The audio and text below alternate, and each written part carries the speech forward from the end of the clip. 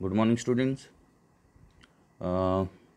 Yesterday we have already seen the average rate of reaction and instantaneous rate of reaction and the some expression for a rate of reaction. Now the one example is there. So problem number first, for the reaction to N2O5 gas, 2N2O5 gas nitrogen pentoxide gives 4NO2 gas plus O2 gas in liquid bromine. So N2O5 disappears at a rate of 0.02 mole per decimeter cube per second. Disappear means consumed. Reactant कोण आहे इथे N2O5. N2O5 consume होईल म्हणजेच disappear होईल आणि product कोण आहेत NO2 आणि O2. NO2 आणि O2 फॉर्म होईल. त्यामुळे रिॲक्टंटसाठी नेगेटिव्ह साइन आणि प्रॉडक्टसाठी positive sign. So N2O5 disappears, that is consumed at a rate of 0.02 mole per decimeter cube per second. At what rate NO2 and O2 are formed? Rate of formation of NO2 आणि O2 काढायला सांगितलेलं आहे. What would be the rate of reaction? आणि rate of reaction सुद्धा finally find out करायला सांगितलं. So दॅरफोर given value काय दिले बघा आपल्याला 0.02 mole per decimetre cube per second of rate of disappearance of N2O5 दिलेला आहे. That is minus dN2O5 upon dt. Minus sign means disappearance. इथे मायनस साइन दिलेला नाही आहे गिवनमध्ये बघा. dN2O5 अपॉन dt दिलेला आहे, तिथे मायनस साइन हवा आहे. Minus dN2O5 upon dt is equal to किती दिला आहे 0.02 mole per decimetre cube per second. मग आता rate of formation of NO2 आणि O2 काय येईल बघा. Rate of formation of NO2 काय येईल 1/4. बरोबर आहे ना. 1/4 dNO2 अपॉन dt, कारण 4 मोल्स NO2 आहेत आणि 1 मोल ऑफ O2 आहे म्हणून dO2 upon dt this is rate of formation of O2 दिलेला आहे. मग आता 1/2 दॅट इज N2O5 किती दिलेलं आहे 2 ना. So therefore rate of reaction is equal to minus 1/2 dN2O5 upon dt is equal to plus 1/4. इथे चुकलेला आहे हा प्रॉब्लेम, त्यामुळे मी करेक्शन करून सांगतो. इथे 1/2च्या जागेवरती 1/4. 1/4 dNO2 upon dt is equal to dO2 upon dt. बरोबर आहे. मग आपल्याला हा रेट ऑफ रिॲक्शन मी काढला इथे. रेट ऑफ रिॲक्शन काय? Rate of reaction is equal to minus 1/2 dNO2 upon dt is equal to 1/4 d. परत बघा, rate of reaction is equal to minus 1/2 dN2O5 upon dt is equal to plus 1/4 dNO2 upon dt is equal to dO2 upon dt. बरोबर आहे. आपल्याला rate of formation of O2 काढायला सांगितलेलं आहे.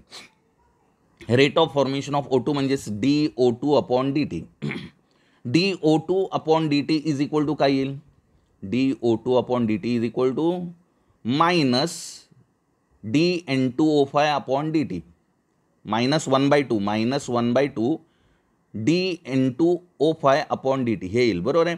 So दॅरफोर इथे दिले बघा शेवटी आता हे minus 1/2 minus dN2O5 upon dt is equal to आता dN2O5 अपॉन dt ची व्हॅल्यू किती आहे 0.02. Okay. Minus dN2O5 upon dt ची व्हॅल्यू 0.02. त्याला 2 ने डिवाइड केल्यानंतर काय येईल 1/2 into 0.02 mole per decimetre cube. तीच व्हॅल्यू काय येईल rate of formation of O2 येईल. So therefore rate of formation of O2 that is dO2 upon dt किती येईल 0.01 mole per decimetre cube per second. Okay. आता rate of formation of NO2 काढायला सांगितलेलं आहे. Rate of formation of NO2 किती आहेत 1/4 dN2 upon dt आहे ना. तो 4 आहे, तो मल्टिप्लाय होईल. कोणाला मल्टिप्लाय होईल N2O5 ला मल्टिप्लाय होईल. So therefore rate of formation of NO2 is equal to dNO2 upon dt. चुकले बघा, इथे NO5 दिलेला आहे. Rate of formation of NO2 is equal to dNO2 upon dt. 4 इकडे गेला N2O5च्या इथे 1/4 आहे ना, तो मल्टिप्लाय होईल इथे. सो दॅरफोर 4 डिवायडेड बाय 2, कारण N2O5 1/2 येईल ना. 4/2 मायनस dN2O5 अपॉन dt. मग N2O5 किती आहे N2O5 4/2 मीन्स 2 येईल आणि मोल पर डेसिमीटर क्यूब त्याची व्हॅल्यू किती आहे N2O5 ची 0.02 आहे. 0.02 ला 2 ने मल्टिप्लाय केल्यानंतर किती येईल 0.04. This is the rate of formation of NO2. Problem व्यवस्थित रिप्रेझेंट केलेला नाही आहे. कॉलेज सुरू झाल्यानंतर हा प्रॉब्लेम मी परत एकदा तुम्हाला एक्सप्लेन करेन. पुढचा प्रॉब्लेम तुम्हाला सॉल्व करायचा, कारण हा बोर्डाला 3 वेळा विचारलेला प्रॉब्लेम आहे. 2013ला, 2015ला, 2018ला. काय ट्राय दिस बघा, हा प्रॉब्लेम तुम्हाला सॉल्व करायचा आहे. काय दिलेलं आहे? For the reaction 3I minus aqueous S2O8 minus 2 aqueous gives I3 minus aqueous plus 2SO4 minus 2. Calculate the rate of formation of I3 minus the rate of consumption of I minus and S2O8 minus 2. ह्या तिघांचे value काढायचे आहेत. And the overall rate of reaction if काय दिलेलं आहे बघा, if the rate of formation of SO4 minus 2 is 0.022 मोल per decimetre cube per second. SO4ची value दिलेली आहे, म्हणजेच किती दिलेली आहे? Rate of formation of SO4 म्हणजेच काय दिलेलं आहे बघा, D plus 1/2 DSO4 upon DT. हे rate of formation of SO4 येईल. पण तुम्हाला व्हॅल्यू कुठली दिलेली आहे? DSO4 upon DT. ही व्हॅल्यू दिलेली आहे किती? 0.022 मोल per decimetre cube per second. Okay, मग तुम्हाला I3ची रिॲक्टंटची व्हॅल्यू काढायची आणि प्रॉडक्ट I3 मायनसची व्हॅल्यू काढायची आहे. Okay, next one, write the expression for the reaction. आता तुम्हाला या रिॲक्शनसाठी एक्सप्रेशन लिहायचं आहे. कुठली रिॲक्शन दिले? N2 gas plus 3H2 gas gives 2NH3 gas. Nitrogen reacts with hydrogen two form ammonia. मग आता याचं रिलेशन काय येईल बघा, rate of consumption and rate of formation. इथं कन्झ्युम कोण होईल? नायट्रोजन आणि हायड्रोजन कन्झ्युम होईल आणि अमोनिया फॉर्म होईल. मग नायट्रोजन आणि हायड्रोजनसाठी मायनस साईन आणि अमोनियासाठी plus sign. Number of moles वेगळे दिलेत बघा, 1 mole of nitrogen, 3 moles of hydrogen and 2 moles of ammonia. मग काय relation? Minus DN2 upon DT is equal to minus 1/3 DH2 upon DT is equal to 1/2, product आहे त्यामुळे plus येईल तो, 1/2 DNH3 upon DT. So therefore rate of reaction काय येईल? Therefore rate of reaction is equal to, पहिलं कुठलाही problem सोडवताना rate of reaction लिहायचं आहे.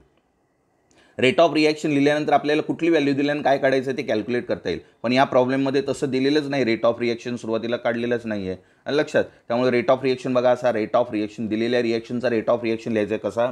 Rate of reaction is equal to minus DN2/DT is equal to minus 1/3 DH2/DT is equal to plus 1/2 DNH3 upon DT. So this is the rate of reaction for the above reaction. Okay, now next question is define and explain rate law.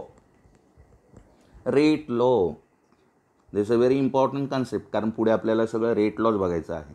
Okay, rate law, the rate of a reaction at a given temperature for a given time instant depends on the concentration of reactant. This relation between rate and concentration is called rate law. The rate of a reaction at a given temperature for a given time instant depends on the concentration of reactant. The rate of a reaction at a given temperature for a given time instant depends on the concentration of reactant. This relation between rate and concentration is called rate law. Rate of reaction depends on concentration of reactant at a given time interval, given time instant. This relation is known as rate law. So consider the general reaction. परत बघा definition काय दिलेली आहे. What is the definition of rate law? The rate of a reaction at a given temperature for a given time instant depends on the concentration of reactant. This relation between rate and concentration is called rate law. मग reaction बघा काय दिलेली आहे. Consider the general reaction A moles of A plus B moles of B gives C moles of C plus D moles of D. Small a, B, C, D are stoichiometric coefficients of the balance reaction. Okay, so therefore the rate of reaction at a given time is proportional to its molar concentration. The rate of reaction at a given time, rate of reaction at a given time is proportional, is directly proportional to its molar concentration at that time raised to simple powers. Therefore rate of reaction depends on concentration of reactant. Rate of reaction depends on concentration of reactant. It does not depends on concentration of product. rate of reaction, rate law is depends on concentration of reaction. So therefore rate of reaction at a given time is proportional to its molar concentration at that time raised to simple powers. Therefore rate of reaction is directly proportional to concentration of A raised to x into concentration of B raised to y. इथे reactant कोण आहेत? ए आणि बी आहे. ए small ए आणि बी हे powers असले पाहिजेत असं नाही, कारण ए आणि बीच्या व्हॅल्यू आधी काढाव्या लागतात x and y in the form of x and y. So rate of reaction is directly proportional to concentration of A raised to x into concentration of B raised to y, or rate is equal to K into concentration of A raised to x into concentration of B raised to y, where K is proportionality constant. इथे K काय आहे? Proportionality constant called rate constant, which is independent of concentration and change with temperature. K हा independent असतो कोणावरती? It is independent of concentration, but it changes with temperature. Rate constant changes with temperature. For unit concentration of A and B, समजा A आणि B चं concentration 1 असेल. For unit concentration of A and B, concentration of A is equal to concentration of B, that is equal to 1 mole per decimeter cube. मग जर A आणि B च्या value जर 1 mole असेल तर rate is equal to K. रेटची value काय येते? के येते. बघा ना इथे वरच्या इक्वेशनमध्ये टाकून concentration of A is equal to 1, concentration of B is equal to 1, 1 into 1 that is 1. बरोबर आहे. म्हणजेच rate is equal to K येईल. So for unit concentration of A and B, K is equal to the rate of reaction.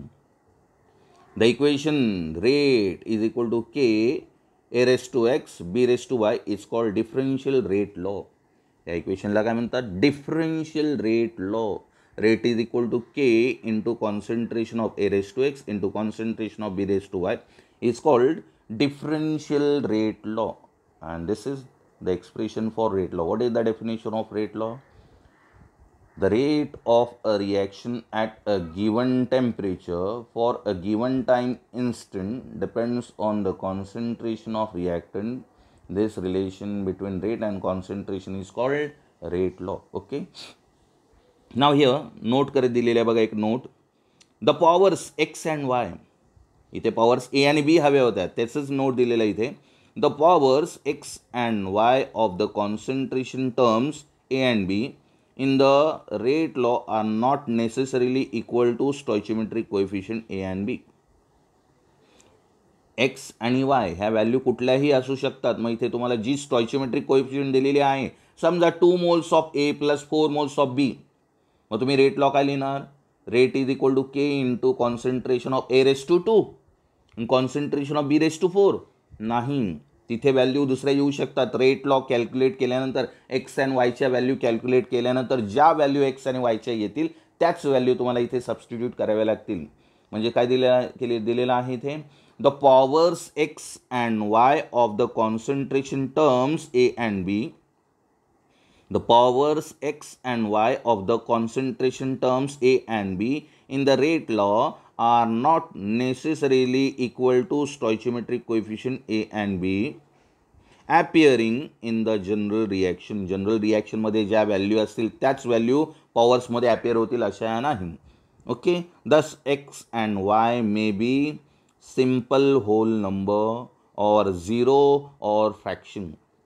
मग x and y हे simple whole number असू शकतात किंवा झिरोसुद्धा असू शकतो किंवा फ्रॅक्शनसुद्धा असू शकतो. Okay. So thus x and Y may be simple whole number, zero or fraction. This is rate law. Now realise that x and y are experimentally determined. Realize x and y are experimentally determined. The rate law is determined experimentally and expresses the rate of chemical reaction in terms of molar concentration of reactant. काय दिले बघा नोटमध्येच हा second point आहे. Realise that x and y are experimentally determined. X आणि y हा experimentally determine केलेला असतील. The rate law is determine experimentally. मग रेट लॉ सुद्धा एक्सपेरिमेंटली डिटरमाइन करावा लागतो. The rate law is determine experimentally and expresses the rate of chemical reaction. in terms of molar concentration of reactant. Okay, x and y जर experimentally determine केलेले असतील तर rate law सुद्धा experimentally determine केला जातो आणि त्याच्यावरून रेट ऑफ रिॲक्शन एक्सप्रेस केला जातो in terms of molar concentration of reactant. Okay, now next one and very important concept, the concentration change affects the rate of reaction. Explain with respect to rate law. The concentration change affects the rate of reaction. The concentration change affects the rate of reaction. Explain with respect to rate law. बघा इथे दिलेला आहे, consider आपल्याला explain करायचं आहे. Consider the rate law for the general reaction. General reaction काय दिलेलं आहे, A moles of A plus B moles of B give C moles of C plus D moles of D. So rate is equal to, याच्यावरून या रिॲक्शनचा rate काय येईल, rate of reaction depends on concentration of reactant. According to rate law, rate of reaction depends on concentration of reactant. So therefore, rate is equal to K into concentration of A raised to X into concentration of B raised to Y.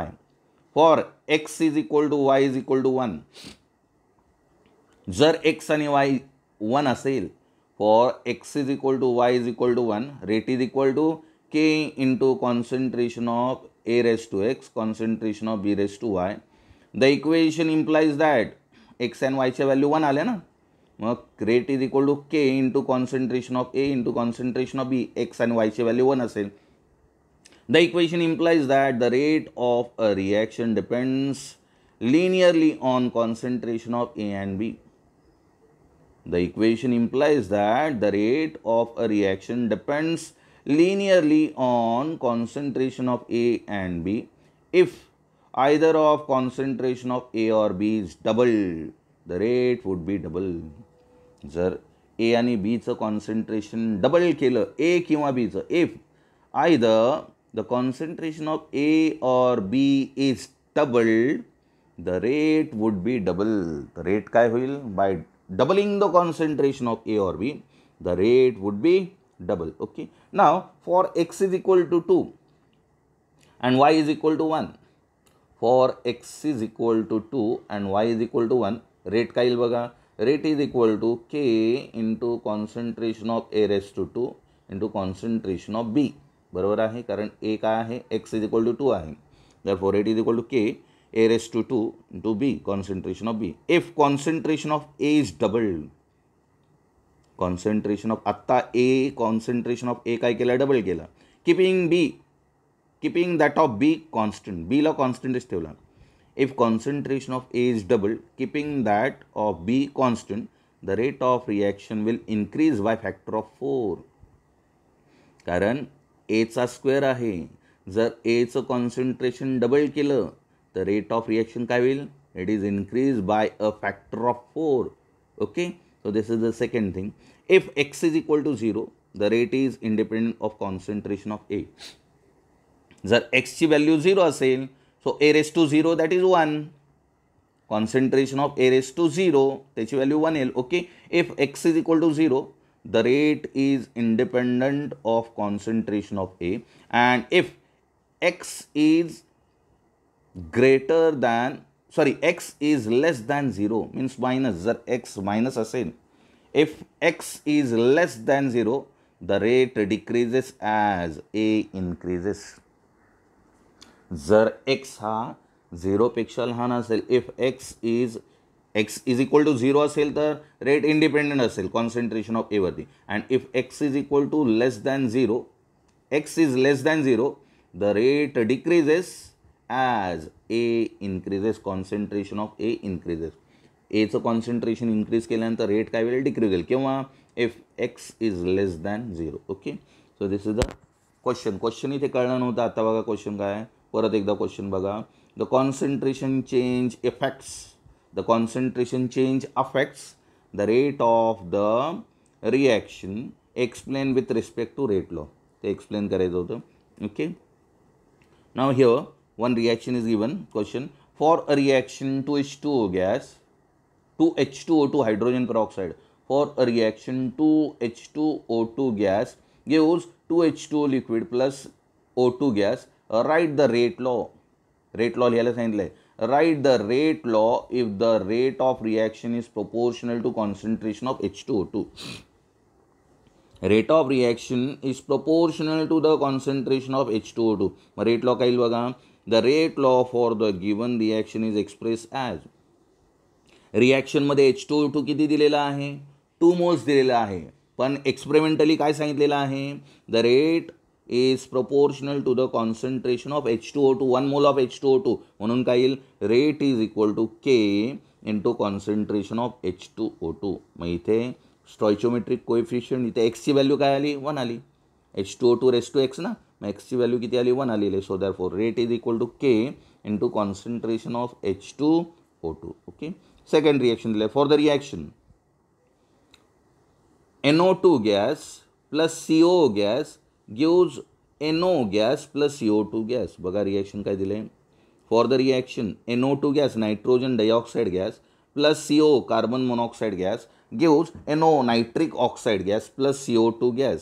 The rate of reaction is experimentally found to be. आता rate of reaction कोणावरती depend आहे, किती मोलवरती depend आहे ते दिले बघा. The rate of reaction is experimentally found to be proportional to the square of concentration of NO2. कोणावरती डिपेंड आहे, square of concentration of NO2 and independent on carbon monoxide, independent on CO. Right the rate law. CO वरती depend नाही आहे, independent आहे. So therefore rate law लिहायला सांगितलेलं आहे. So rate law for the given reaction is express as rate is equal to K into concentration of NO2 square, NO2चा square आहे, आणि कॉन्सन्ट्रेशन ऑफ CO इंडिपेंडेंट आहे म्हणजे 0, concentration of CO raise to 0. So therefore CO raise to 0 that is 1. बरोबर आहे ना, CO raise to 0, X raise to 0 that is 1. बरोबर आहे ना, मग CO raise to 0 is equal to 1. So therefore rate is equal to K into concentration of NO2 square. Okay, so this is the rate law. आता problem आहेत बघा, काही problem दिलेले आहेत. फॉर द रिॲक्शन, तीच रिॲक्शन मी लिहिलेली आहे इथे. Write the rate law for the reaction A plus B gives P from the following data. Write the rate law for the reaction A plus B gives P from the following data or data. काही म्हणा, data म्हणा, data म्हणा.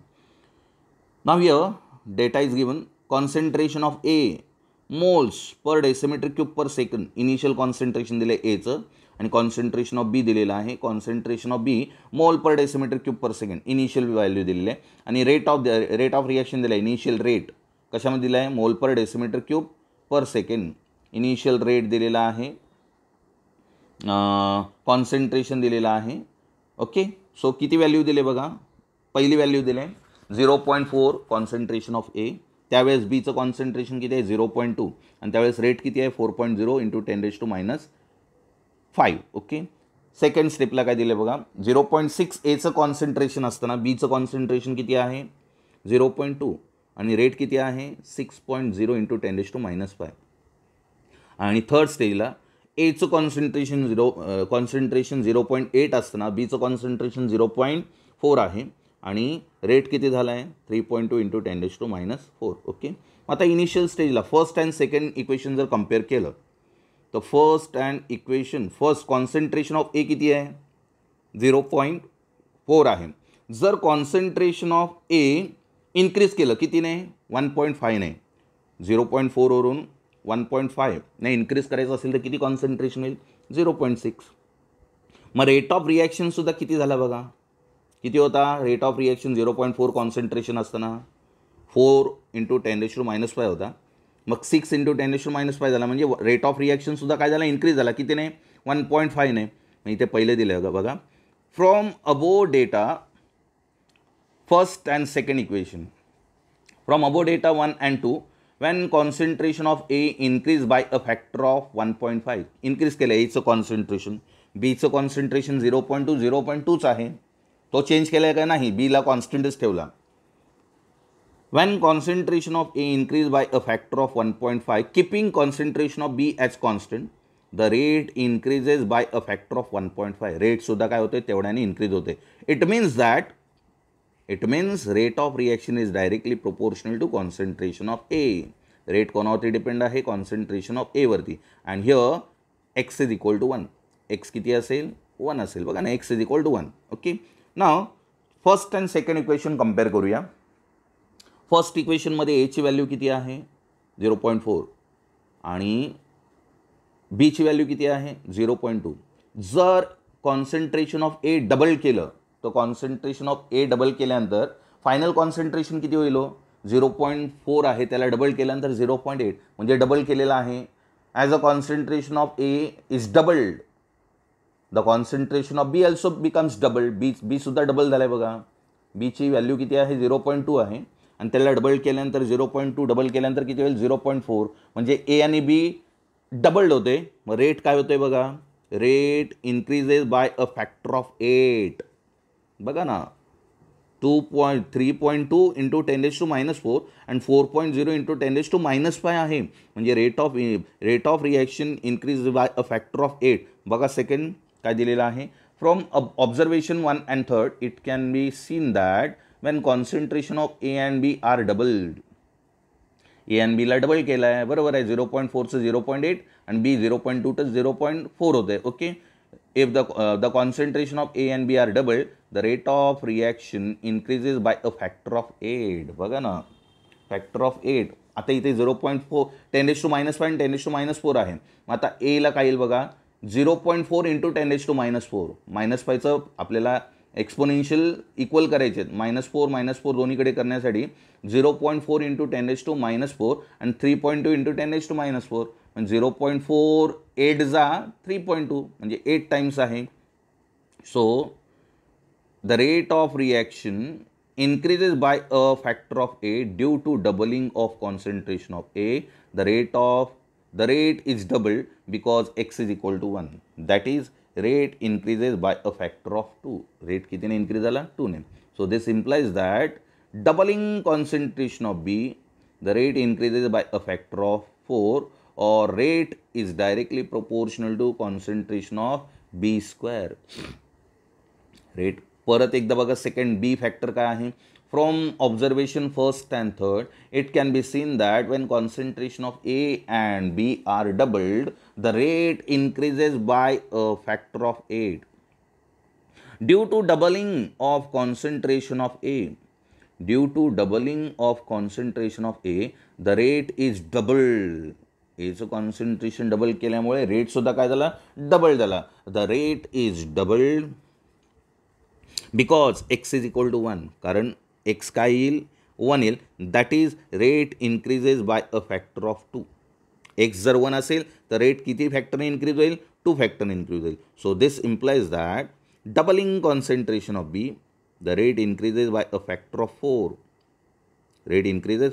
एचं concentration double केल्यानंतर rate double होतं आहे आणि बीचं कॉन्सन्ट्रेशन डबल केल्यानंतर रेट 4 टाइम्स होतोय बाय अ फॅक्टर ऑफ 4 आणि 4 2 जा 8 म्हणजेच ए आणि बी दोघांचं कॉन्सन्ट्रेशन डबल केल्यानंतर the rate of reaction increases by a factor of 8. Okay, so this implies that doubling concentration of B rate increases by a factor of 4 or rate is directly proportional to concentration of B square, and here y is equal to 2. So therefore rate is equal to K into concentration of A into concentration of B square. So this is rate law. आता दुसऱ्या मेथडनी इथे find out केलेलं आहे बघा.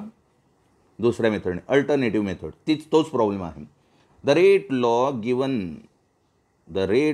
Gives rate काय येईल बघा. Rate is equal to K into concentration of A raise to X into concentration of B raise to Y. बरोबर आहे का. इक्वेशन तेच लिहिलेलं आहे. K is equal to concentration of A raise to X. Rate is equal to K into concentration of A raised to x into concentration of B raised to y. Now from above observation first and second observation बघा. इथं rate काय दिलेला आहे. रेटची value दिलेली आहे 4.4 into 10⁻⁵. बरोबर आहे का. इथे व्हॅल्यू दिली आहे का 4 इंटू 10⁻⁵. केला काढून टाकला आपण.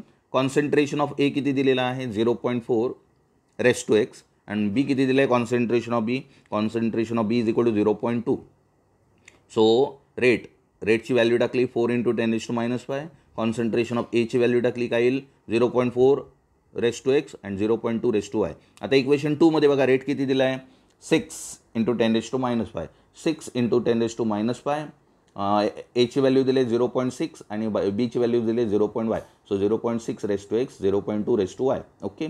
आता मी काय करतो, इक्वेशन 2ला इक्वेशन 1ने डिवाइड करतो. Dividing equation 2 by 1 we have 6 × 10⁻5, 4 × 10⁻5 is equal to, त्याची व्हॅल्यू किती येईल, 10⁻5, 10⁻5 कॅन्सल झाले. So therefore 6/4 that is 1.5. So इथे आता 0.2 0.2 कॅन्सल झाले. आता राहिलं काय, 0.6 raise to x divide by 0.4 raise to x, बरोबर आहे. मग आता 0.6 डिवाइड बाय 0.4 दॅट इज 3/2, म्हणजेच किती येईल, 1.5 raise to x, 1.5 raise to x. मग इथे सुद्धा काय आला आहे, 1.5 is equal to 1.5 raise to x, म्हणजे एक्स इज इक्वल टू किती आला, x is equal to 1. Okay. मग इथे बघा ह्या इक्वेशनमध्ये सुद्धा एक्सची व्हॅल्यू 1च आलेली होती. लक्षात, म्हणजे रेट काय आलेला, rate is directly proportional to concentration of A. आता इथे सेकंड बघा, second thing from observation first and third, पहिला आणि थर्ड ऑब्झर्वेशन बघूया. इथे रेट काय दिलेलं आहे बघा, 4 × 10⁻5, एची value 0.4 raise to x and 0.2 raise to y. आणि आता एक्सची व्हॅल्यू 1 आली ती इथे व्हॅल्यू सबस्टिट्यूट केली. सो दॅरफोर थर्ड इक्वेशनमध्ये काय बघा, थर्ड इथे इथलं थर्ड इक्वेशन, थर्ड आलं लक्षात. इथे ह्याला मी इक्वेशन नंबर थर्ड नंबर दिला आणि इथे इक्वेशन नंबर 4 काय येईल बघा, 3.2 × 10⁻4. इथे एक्सची व्हॅल्यू 0.8 आहे बघा, 0.8 आणि वायची value 0.4. Okay. 0.8 × 0.4 raise to Y आलं लक्षात. सो आता मी इथे equation dividing equation 4/3 with right. Equation 4ला 3ने डिवाइड केल्यानंतर काय येईल बघा, 3.2 × 10⁻4 डिवाइड बाय 4 × 10⁻5. आता 4 × 10⁻5ला -4 करायचं असेल तर 0.4 × 10⁻4, मग 10⁻4 -4 कॅन्सल होतील. मग इथे काय येईल बघा, 0.8 डिवाइड बाय 0.4 आणि इथे 0.4 divide by 0.2 raise to Y आलं लक्षात. मग इथे काय येईल बघा, 8 3.2 डिवाइड बाय 0.4 दॅट इज 8 आणि 0.8 डिवाइड बाय 0.4 दॅट इज 2 आलं लक्षात. इथे चुकून आलेलं आहे बघा, हा चुकलेला आहे, 0.6 डिवाइड बाय 0.2 चुकलेला आहे. तिथे काय येईल, 0.4 divide by 0.2 raise to Y. मग इथे काय येईल, 0.4 divide by 0.2 that is 2.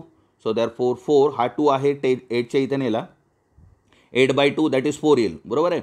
8/2 that is 4.